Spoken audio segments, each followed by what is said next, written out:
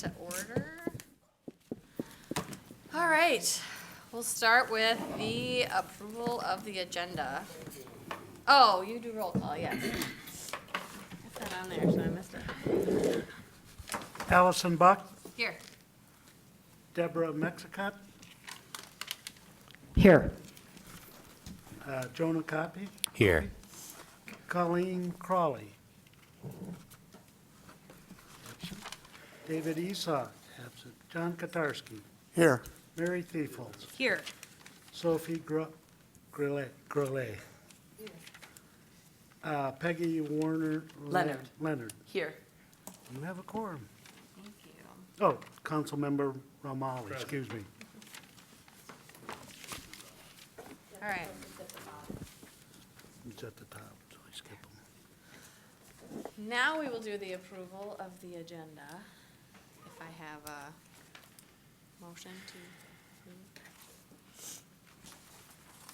Moved. Second. Thank you. Any discussion?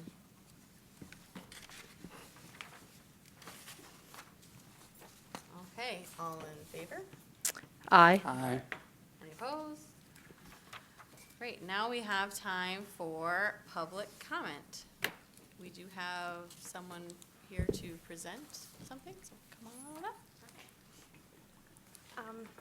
My name is Heidi Trudell. Technically, I live in Ipsy, but I was invited to speak this evening about bus shelters specifically.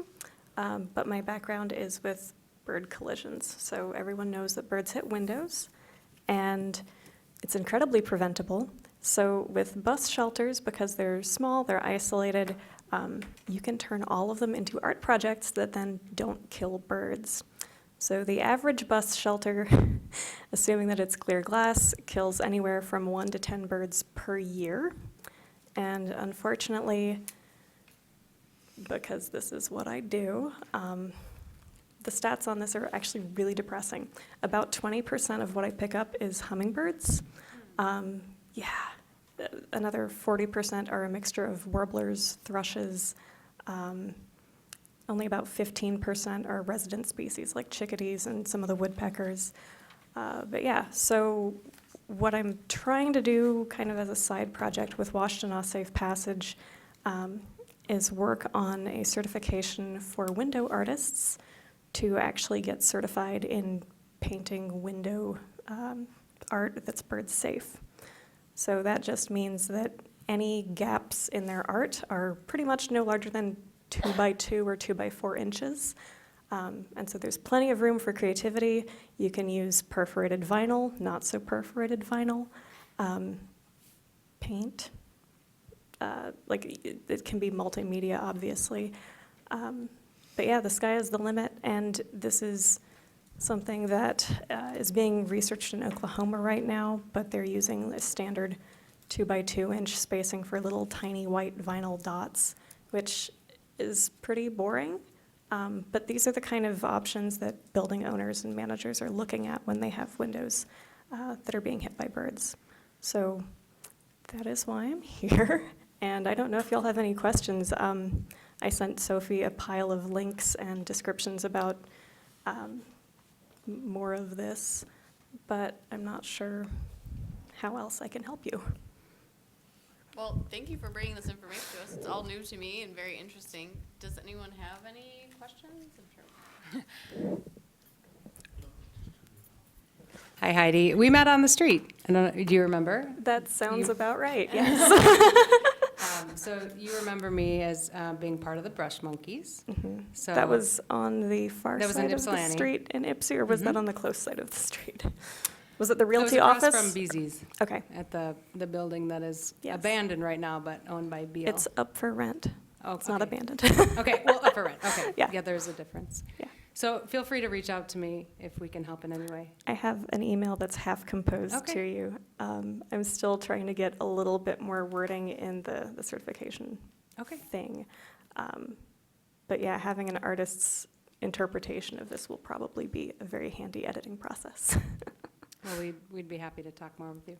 Awesome. I had a question too. Yes. Have you identified how many bus stops you're looking at, or are you just preliminary? right now? Literally every bus stop that has glass is a potential problem. I'm based in Ypsi, but my most recent batch of emails was with the city of Detroit. I think they were looking at 150 bus shelters. Wow. This is something that I think is really cool because you can have either schools or scout groups or businesses in the area sponsor bus art, which is then free PR for them, and it's good green PR for the city. I don't know what Detroit's going to do with that. I'm on the board for Detroit Audubon, and it's a really strange combination of Detroit is a certified urban bird treaty city, which means that they have a U.S. Fish and Wildlife designation, basically recognizing that as a city they are working towards making their area safer for birds. I don't know if that's been approached necessarily, because right now I guess the transportation person is an interim person. Okay. But that's part of what we're looking at. As far as looking at Ann Arbor goes, I don't know, it's really crowded here, so I try to stay at Ypsi. Okay. Sorry. I lived in a town of 430 people before I moved here. Go ahead. Just Yeah, we're still not that big a town, but bigger than that. It seems to me, and I'm just kind of tossing it out there, that this might have some opportunities for a youth project.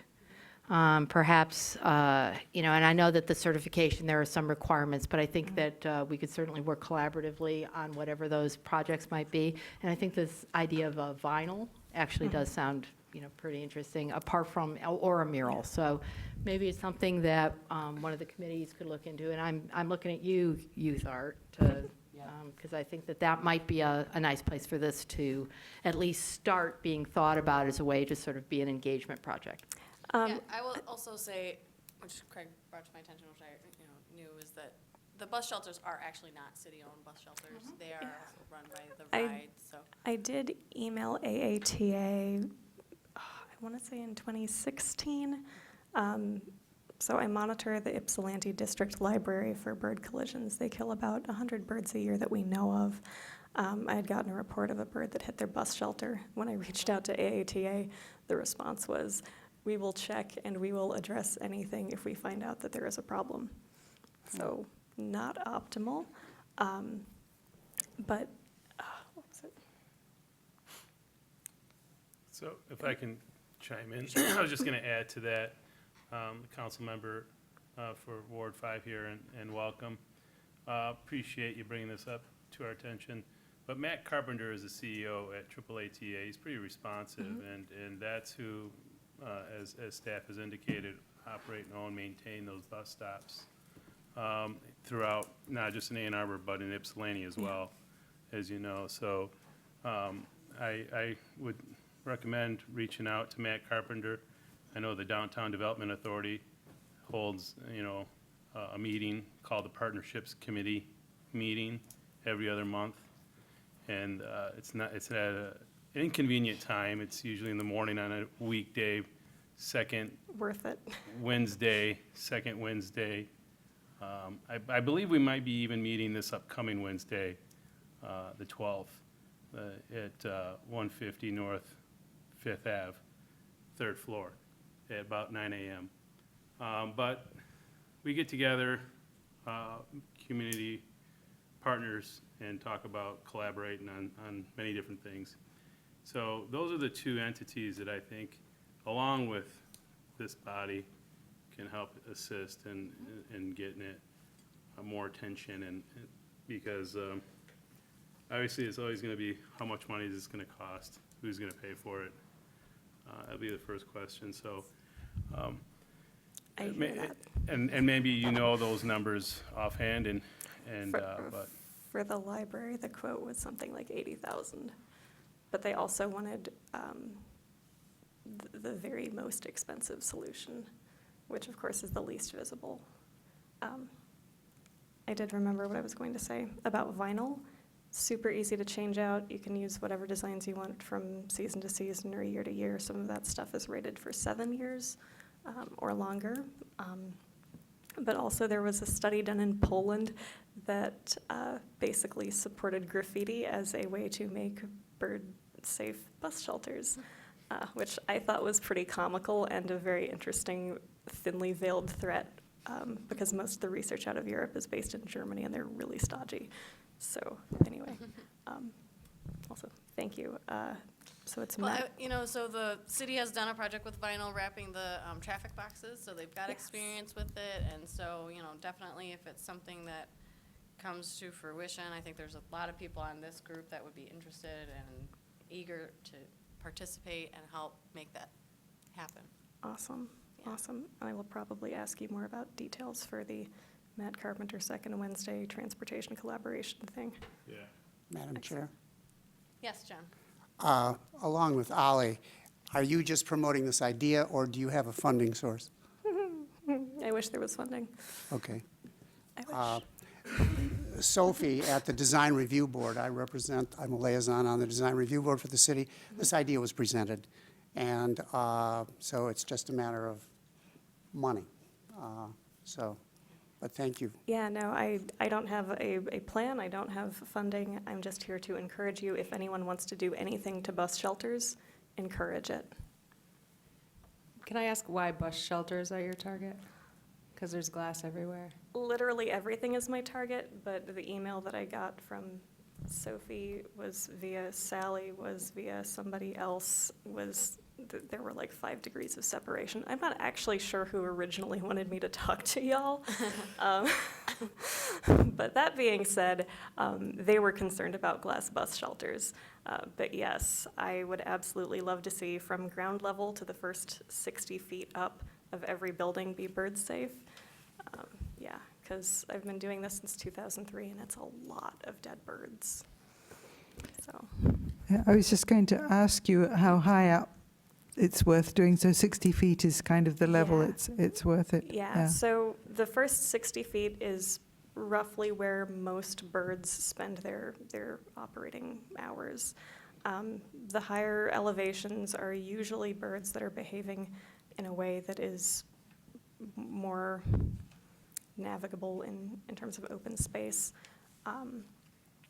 But yeah, the long and the short of it is the first 60 feet of anything is dangerous. And bus shelters obviously fall into that category. Okay, well, yes, as John was saying, we have put it to one of the people at the Design Review Board, one project, so hopefully we'll be able to continue to do that or have some standard handout thing. I've forwarded all the links you sent to the other members of the Excellent. commission here, Thank so you. they can follow up any they'd like to look at. Thank you for informing us and Indeed. educating us. Thank you for being here. Are there any other comments from the public? Thank you. Of course, I got to get my notes the right direction first before I start reading. Hello, everybody. My name's Caleb. I'm a recent University of Michigan graduate. I studied sociology and arts and ideas through residential college. I wrote a thesis about Highland Park's public art scene and murals, and I finished it up back in March. And it's all public information. I spoke with Vanita today, actually. She suggested I introduce myself here because I've been doing a project on market research through the ICD, which is a startup thing through the Tech Arb Center. It's got funding from the National Science Foundation, and it's also got, I think, partnerships all around the city. But they run free entrepreneurial classes about customer acquisition and market research.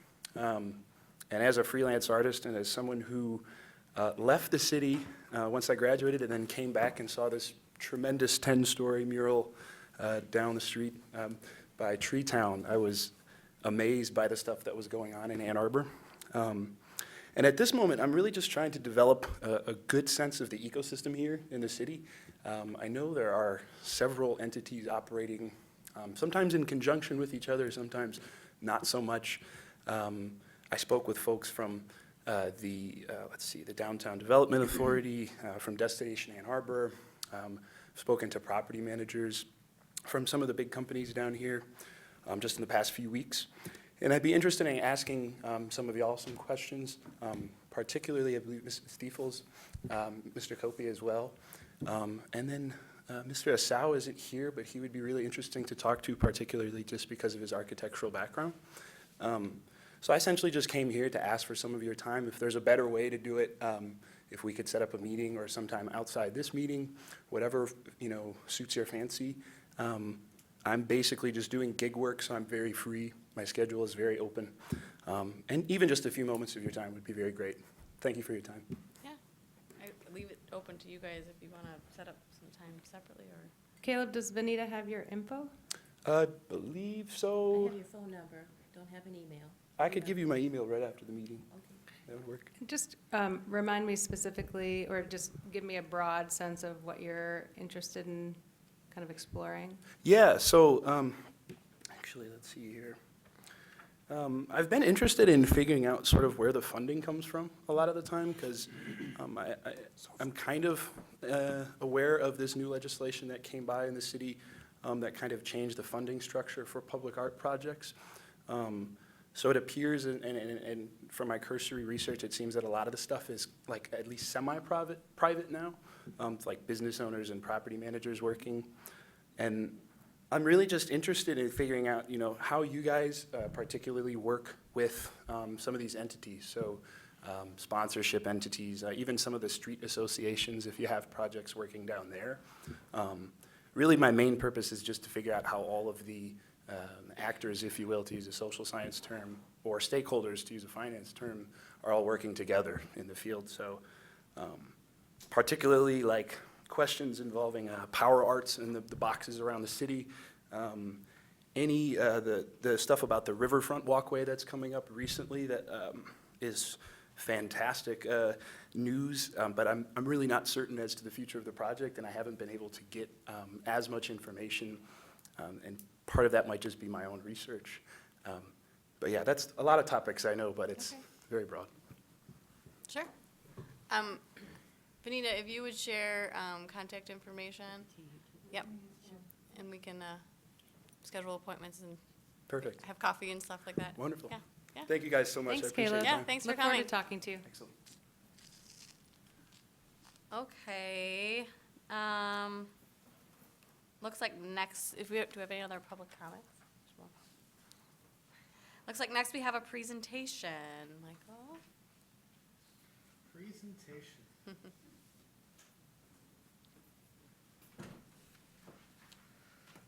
Oh, look, there's one right there. How's everybody doing? I'm Mike Pettigrew. I'm the city treasurer. I think a few months back, Benita had asked some questions about insurance for public art. We are currently undergoing our final stages of our annual insurance renewal. Our insurance renews on February 1st. There'll be a resolution in front of council on the February 18th meeting to approve our new insurance plan and our new insurance premiums. I prepared a fine art coverage program update, similar to the one you received back in November. Just to give you an idea of what's kind of going on. The insurance market has experienced significant financial losses, which means the market is becoming really hardened. Premiums are going up while coverages are going down. For example, just attempting to renew our current policies with our current carriers would have resulted in an overall increase of premiums of over 33% and would have significantly reduced coverages. For example, 2 of our dams could have gone without property insurance had we not gone out to market. Highland Group is the name of the company that we have as our risk management consultant and our insurance broker. We engaged them starting back in September to aggressively market the city's policies. That engagement and that marketing effort has resulted in, instead of a 33% increase, we have been able to save 12%, and our rates are only going up 21%. That's a savings of approximately $100,000. The dams will be covered, and probably most exciting to this group is the changes in public art coverage. The new property carrier, if it's passed by council, will be Zurich. They have improved sublimits for fine arts coverage. So just to go over where we were leading up until this point, art installations are covered through February 29th as part of our property insurance coverage. For art that's within 1,000 feet of insured locations, we have a $500,000 limit, and we pay the first $50,000, so $50,000 deductible. Art installations at a scheduled location, so this building, anything that has a building on it is effectively a scheduled location. Parks locations, which are mostly grass, but then they have some art installations on it, those are considered unscheduled up until our current policy, which comes in on March 1st. Because through the work of this group, you've put together a list of all of the public art installations we know about that have value across the city. So coverage under our insurance renewal effective March 1st, if it's passed through council, art installations will continue to be covered as part of our property insurance policy, but you'll have a $2 million limit, and but with an amount not to exceed $775,000 per item. So that is our update to the current program. It'll still have a $50,000 deductible, so we're still on the hook for the first $50,000. That sounds like a lot of money, but our overall insurance program with the city is that you'll hear the term self-insured, which just basically means we set aside money in our budget and in our financial plan that anything that comes under a certain threshold, we will cover. So cars that get in car accidents, police cars, unless it's a fire truck or some huge piece of machinery, we budget money and set aside reserves to cover those types of accidents. That keeps our overall insurance premiums lower. Otherwise, we would, I don't want to say catastrophically, but we would have much larger insurance premiums overall. So I have a really short presentation, but of course I'm here to answer any questions that you might have. I did list my name and email address at the top, so if you're not comfortable with, if a question comes up later, as always, please email me if there's a special project or a special art installation. I think it will be really important going forward for this group and for us as a city that when we install new art and you believe it, to assign it a value, capture those values as we install them, and then make sure they're reported to our office to make sure we put them on our schedule of items, because the insurance companies don't like to insure things they don't know about.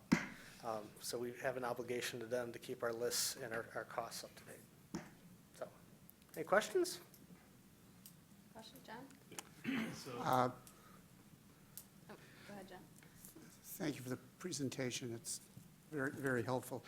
The one project that we have had damaged, and it's been problematic, are these glass panels on Stadium Bridge.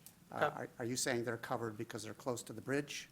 So the bridge is an interesting location. That's kind of what led us into some of the conversations we've had previously. The bridge in and of itself isn't a scheduled location, so it's not a building. So we need to list, and I think we have done that now, we've listed that art installation and its general location, and we provide that list to Highland, who provides it to the insurance companies, and say, hey, we have this thing here, it's worth this amount of money. At some point, they could come out or send underwriters out and say, yep, I can see that it's there and it's worth something to be insured.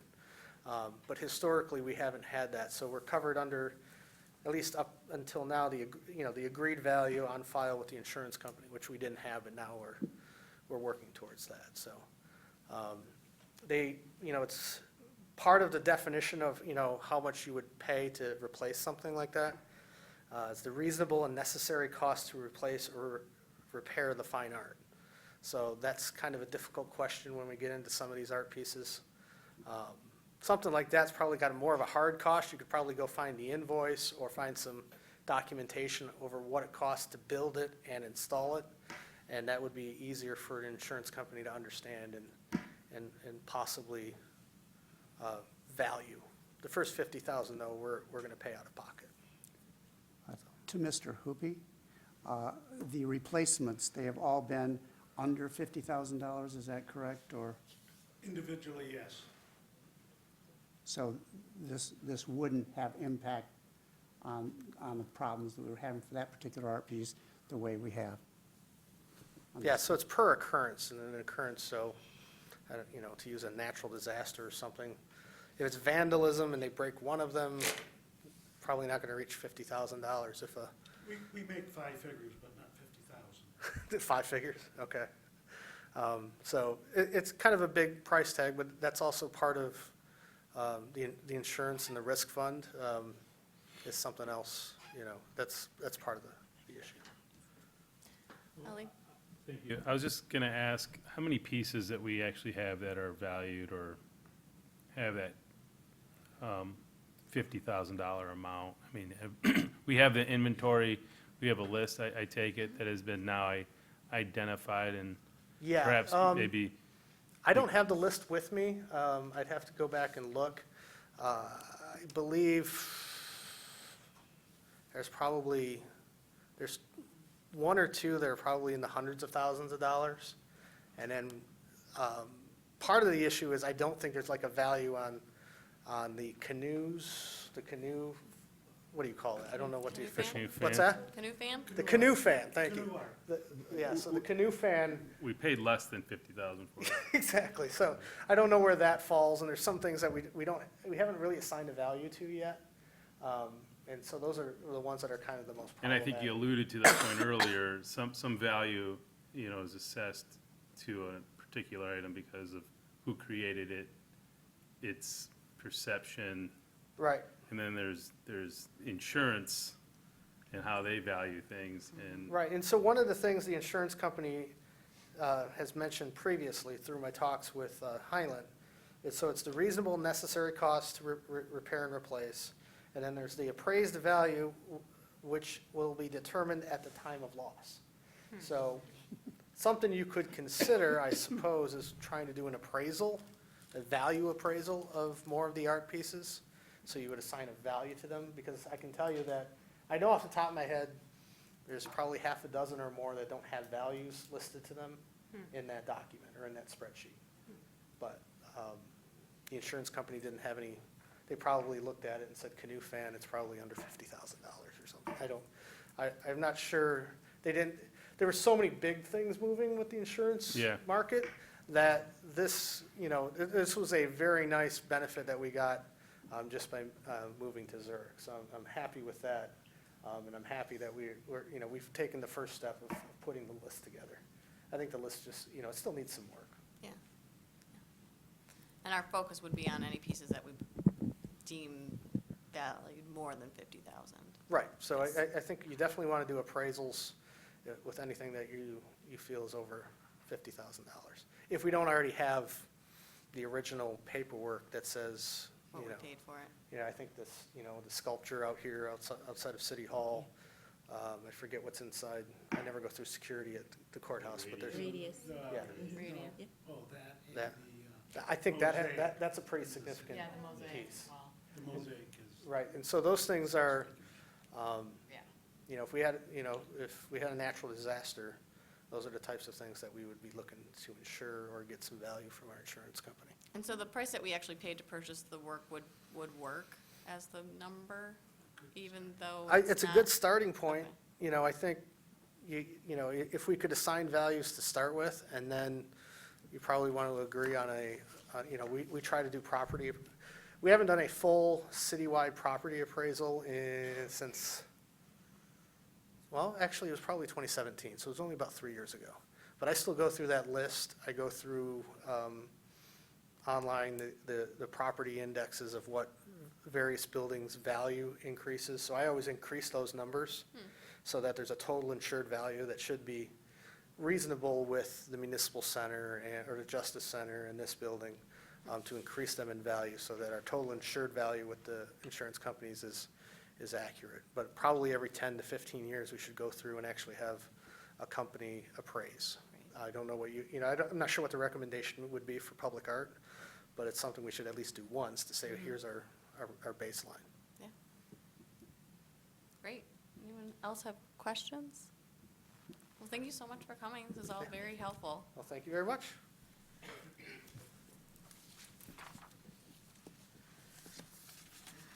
All right. Next, we have approval of minutes. Do I have a motion to approve?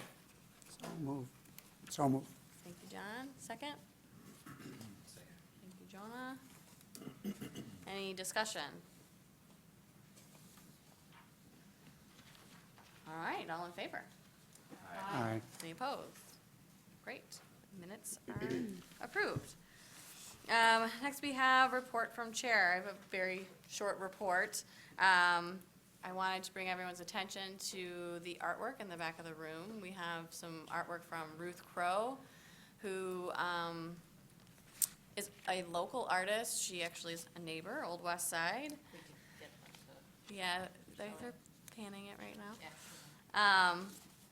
She does really awesome encaustic work. It's worth coming down and seeing. She will also have a piece up in, actually she'll have two pieces up in the upcoming opening at the Guild of Artists and Artisans, which I have to plug, our opening coming up next week. It's Friday from 6 to 9 is our opening at our offices, which are at 118 North 4th Avenue, between Huron and Ann. And Sophie also has a piece in that as well, and it's going to be a great show. So hopefully you can come out and see us at our inaugural exhibition. That's all I had to report for today. Did you have anything, Deb, you want to add? Now we're going to move on to new business. The primary function we had to do after our last meeting was put together a report of our goals and what we're going to be doing this upcoming year based off of our meeting. And Deb and I met and put that together, and that's included in your packet. Hopefully you've all had some time to look it over and review it and see that it reflects our conversation and what your working groups will be looking at doing. The bullets should sort of encapsulate what we're planning on doing in each of these working groups. And obviously, it lists all of the people involved in those working groups, as well as who will be chairing that working group. Please let us know if we missed anything. If anyone wants to be added to a working group, we can still do that as well. So this is the time to kind of dive into this, make sure this is right before it goes to City Council.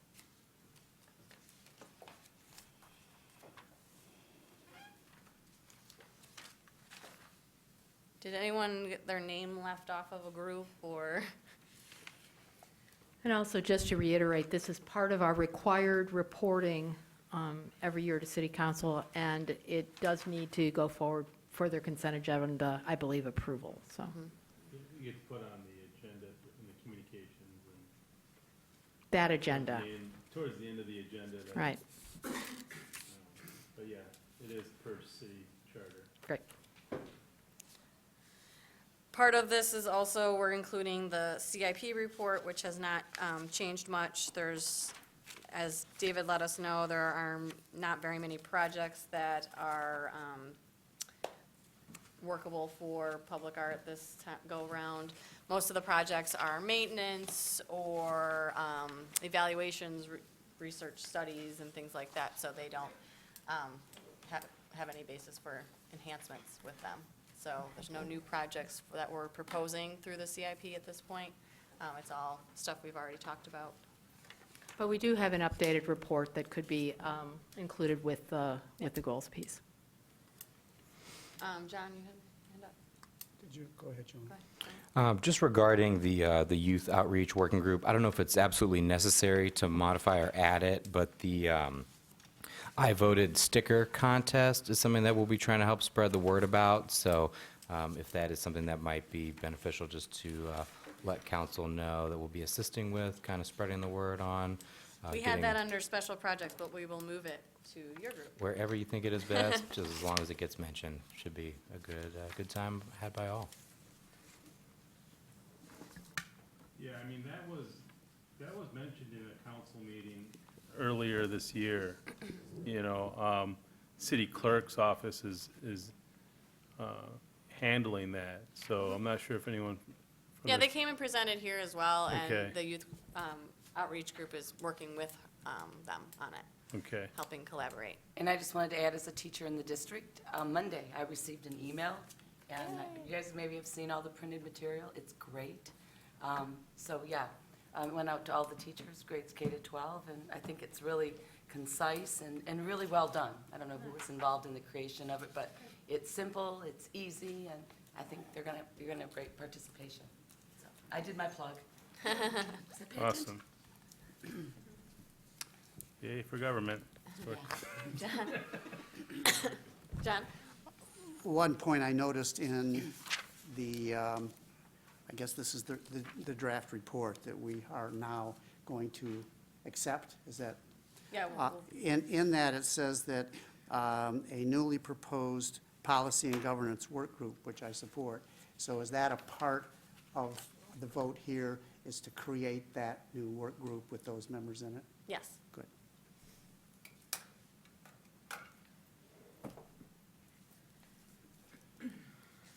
Any other discussion? Yeah, Ollie? Well, I just appreciate the work put into this. You know, I know it's somewhat arduous, and, you know, appreciate the time that you took and the members of the body to put into this. It is, like you said, required by the bylaws and the ordinance and city charter, so,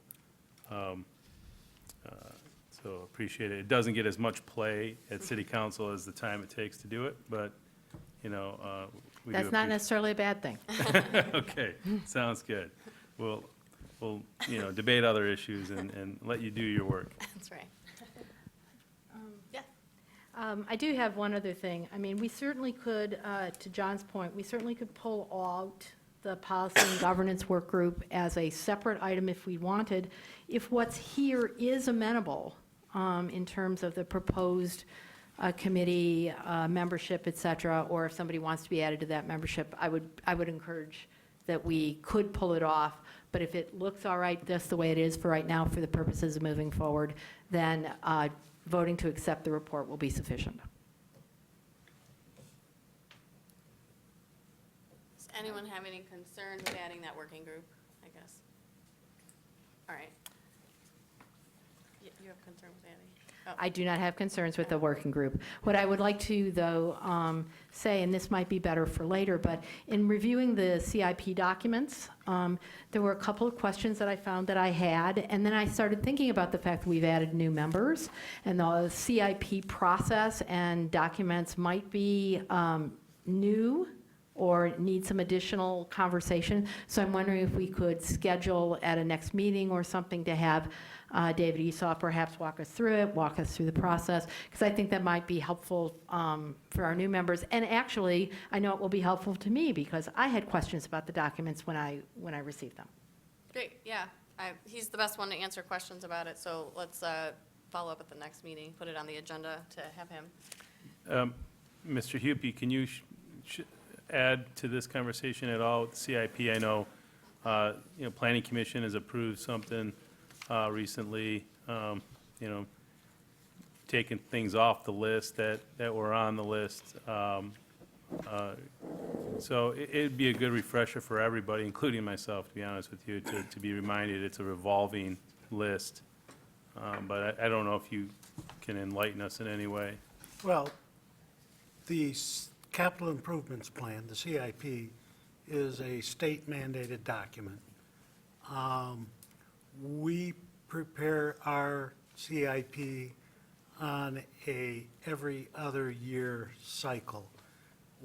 Every other year, we open up the full plan and look at all the projects that are in the plan, all the projects that are proposed, and go through a rigorous ranking and ordering project to come up with the plan. In the off year, which is the year we're in now, we're in an off year, the plan is only minimally opened up to accept new projects that have come forward that are in an immediate, that would be occurring in the next year. So we don't look out, the full plan is a 6-year plan. So this year is what we call a refresh year, or, and we're only really looking at this year's budget. And also, the CIP is all the city capital projects, but they're not all competing against each other because there are multiple sources of funding within the city. So depending on the funds for capital projects, the projects may be competing within a smaller subset of all the projects within the city. And then David Esau's group looks at those plans and identifies which projects would be ripe for consideration of art with them. So you're looking at a much smaller subset of the whole plan. And then the plan itself is started by staff. We do public engagement for the plan. Then it goes to the Planning Commission as a plan. The Planning Commission is the body by state law that approves the CIP. The first year of the CIP, the year one, is what is transmitted to City Council as their capital budget proposal for the next coming year. And that's what City Council has authority over, is the first year of the capital plan. So that's probably more than a nutshell. No, that's a good refresher. So I guess at this point, we have moved to accept our. We need a motion. Yeah, so I need a motion to accept the review of goals and project report. So moved. John, do I have a second? Second. Thank you, Jonah. Any further discussion? All in favor? Aye. Aye. All right. Any opposed? Great. We have no old business. Next, we have report from staff.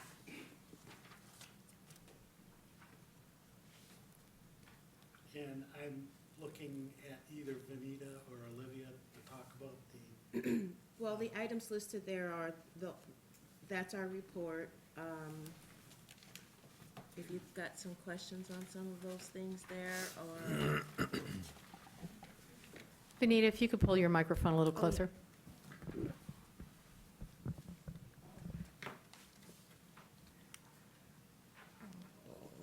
yeah, I don't know if anybody has any questions about what's. Well, I think that it's very exciting to have gotten the art into the city maintenance report. Yes. This is another one of those steps that is important to be able to track the maintenance, the inspections, et cetera, et cetera. And so, Financial costs. financial costs, if there's anything you want to say about that, but that's another one of these steps forward that we're taking, and I just wanted to sort of call attention to that in Good work. in professionalizing our approaches to our very valuable public art holdings on behalf of the taxpayers and stakeholders in the city. Green, okay. Olivia and I are really excited about this, and we are most certainly getting an awful lot of support from staff to help us move this through. Initially, we go into meetings and not quite sure what we're asking for or how we're going to get there, but we do have an idea of what we want. So what we're planning, I think, in the next maybe mid-February or towards the end of February, is an actual staff meeting with folks who will actually go in to CityWorks, look at the work orders, and get some feedback from them on what they're looking at. Is this enough information for them? When they're looking in CityWorks, they're actually pulling up a work order that doesn't give them a description of the piece, but it gives the location. And we also have inputted some of the general guidelines from the artists as far as maintaining it, whether it's cleaning, special type of cleaning. And we've also done some attachments for those that we've had attachments for. So this meeting in the next few weeks or so, getting the feedback from staff is important. We wanted this to be really easy for staff to use, not so cumbersome for them, and as part of their regular routine and their regular maintenance. So we're setting the date for April 1st, hoping that between early spring and early summer, that every piece at least has one go-around from all of the units. Great. I'm excited to be able to pull reports about it, and when we Yes. have to do our annual report, we'll actually have We'll some have an data we actual can pull report. about what maintenance has been done and how much money's been spent on maintaining the works, et cetera. Yep. It's very exciting. Thanks, guys. You're welcome. Anyone have any questions about the items that are listed here? Does anybody want an update on Youth Art Month? Yes, let's have it. Okay. So, Youth Art Month, as you probably all know, is a collaboration between the Ann Arbor Public Schools and the Main Street Area Association. And our reception will be March 8th at the Art Center. If anybody would like to speak, I'm putting the program together now. Usually the mayor comes and Superintendent Swift will speak. That presentation will happen at 1:30. And then families come and they're encouraged to stroll downtown and look at all the great art that's displayed in the windows. So, yeah, it's been going on for a long time. It's a great collaboration between the city or between the Main Street Association and the public schools. This year, we're doing something a little bit different. I'm actually part of Sandra's team. We have hired 2 U of M students who are going to be putting temporary art installations downtown. And so it's real exciting. I know you know a little bit about Allison. We're still trying to find locations for them, but, they have a website, and we'll be advertising that. But, yeah, it's going to be a great month to promote We're the arts. excited for it. Yeah. Any questions about Youth Art Month? What time is the opening again? The reception's 1 to 3 on Sunday, the 8th. I believe that's the 8th. I wanted to ask whether the students you've hired are putting the school students' art up, or are they creating something themselves? I didn't quite grasp what that So was. it's interesting. Last year we did this and we created one installation where we hired an artist and we could only afford to have her go into the schools and work with one group of students. So we felt that really wasn't enough. She went to Skyline and worked with a graphic design class. So this year we decided to do it a little differently. We hired 2 student artists. One is in the School of Architecture. The other is in Stamp School of Art. And what we did is we had those artists come together with all the art teachers, and they presented their projects, and they taught us how to do a piece for their installation. So now we're all making those pieces in our schools. It's about every school's participating, and then they're all going to be brought together. And then the artist is going to create it. So what we're looking for right now is places to install them temporarily. So, but they're all made out of recyclable materials. The idea is, all the theme is thinking about the environment and all the waste that there is. So one of them is a coffee cup curtain that has messages on it. Another one is flowers made out of recycled materials. And then what I'm working on is lanterns. 3rd grade students are making lanterns that are going to hang around the city. So. Let's talk after, Peggy. Let's talk after. Are they outdoors or indoors? So for the coffee cups, we're trying to find an inside spot for those. The lanterns, we are going to make them somewhat weatherproof, but they're only expected to last through March or till the environment takes its toll on it. And then the flower mural, we're trying to find an indoor location for too. Just so they'll last. March is a horrid month to put art outside. I might have a location for you for one of those, so we'll talk after. Go ahead. I just wondered if you were able to share this evening the names of the students at U of M that will be working on this. And if you're not able to this evening, perhaps we could go through communications to get that out to the community. Because I think that these kinds of partnerships and this kind of commission work for these students is something that we should recognize and put forward. Yes, I'd be happy to. I don't actually know their last names. I know they're Beatrice and Joy. But what we felt was really important was that our students actually realize how artists work. So they've each made their own video kind of explaining about themselves, and they're very well done. That might also be something that we could showcase. Yeah, Yeah. I'd like to. Yeah, we'd love that. And I know they'd like that, too.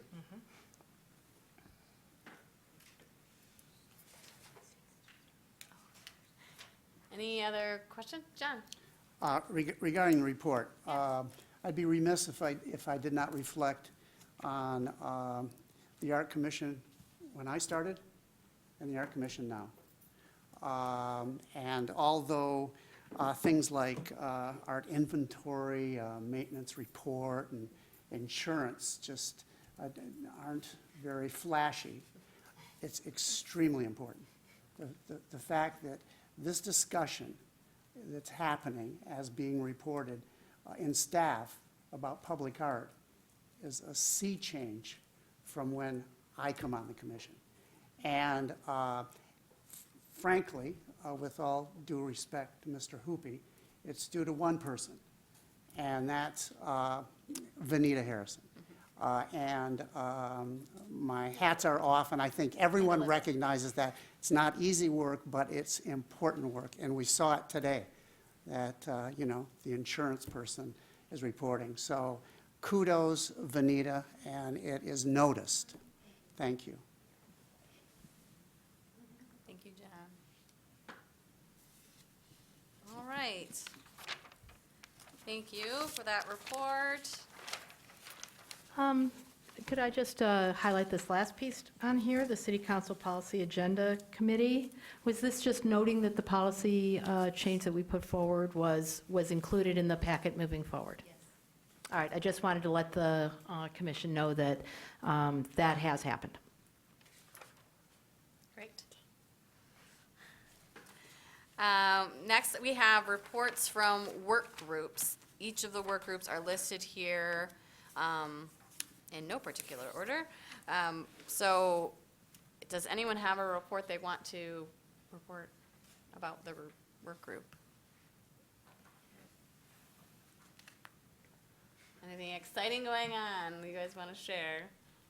I think part of the main new activity or change for us is just, we're sad to see Deb leave our group, but definitely want to welcome Ms. Leonard, Peggy, into our group as well. So we'll be looking at some more new and exciting things in 2020 with some new blood, and just using the I Voted sticker contest as a way to kind of involve existing projects that the city's already doing, and then get the Art Commission behind it a little bit more. So just for anybody that's in our audience or watching at home or doesn't know already, what's that? Just report on what group you're in.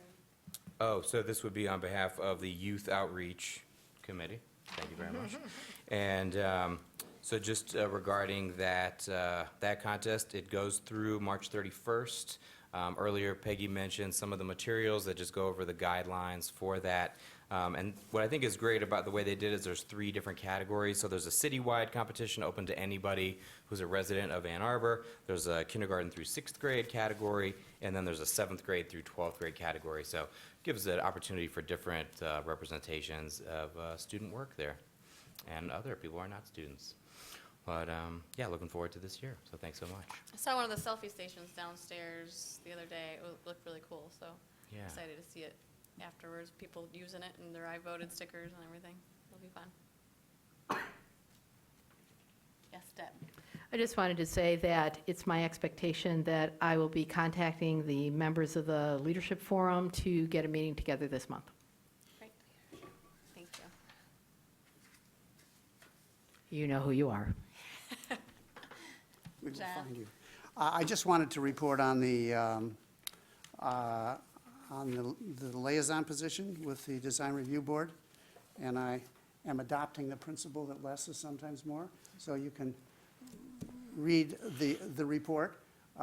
All is good. I mean, the point is that the report coming from the Design Review Board going to the Planning Commission and to developers are including public art more. And it's not that they had any aversion to it, it's just not being brought up. So there was an opportunity to do that, and it's very exciting and and it's voluntary advice, and people were very receptive. How much they include it, we shall see. But at least it's being done. Thank you for continuing to be our voice at those meetings and representing us, John.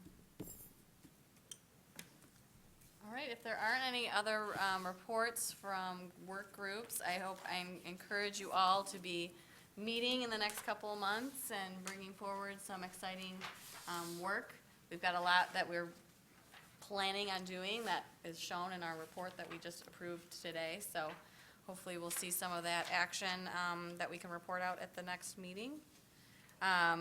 Is there any other public comments you guys want to share? Anything exciting going on in your life that you think is relevant to report out on? I already plugged the Guild of Artists and Artisans Gutman Gallery opening next week. What day is that next week? Friday. Yeah. Yep, 6 to 9. So I'd like to report on another exhibition which I'm going to be involved in. So I don't know if you know the Argos Museum, which is a very lovely building on west side of town on William. And there are 4 photographers taking part in a show called Pin Up Women, which is actually about laundry lines. And so it's a photography show, and the opening will be on 27th of February from 5:30 to 8. Great. Any other announcements or things to share? All right, then our meeting is adjourned.